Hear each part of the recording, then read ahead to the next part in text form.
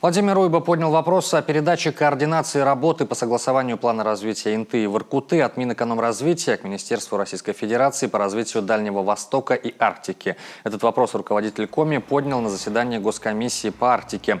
Об этом он рассказал накануне поздно вечером во время традиционного видеообращения к жителям республики.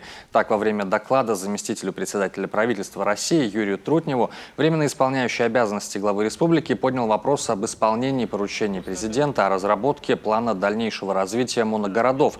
Напомню, такое поручение Владимир Путин дал правительствам Российской Федерации и Коми еще в августе 2019 года. Со своей стороны республика подготовила план и направила его на согласование в федеральные органы исполнительной власти.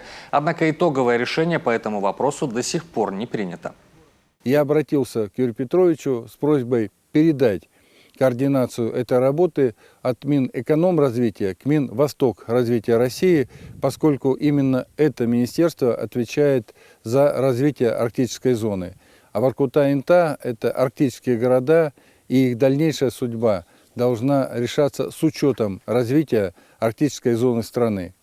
Также попросил провести в ближайшее время совещание с участием всех представителей заинтересованных органов, федеральных органов исполнительной власти, и поскольку этот вопрос и решение его нельзя откладывать в долгий ящик, и жители и Воркуты, и Инты ждут от нас конкретных решений.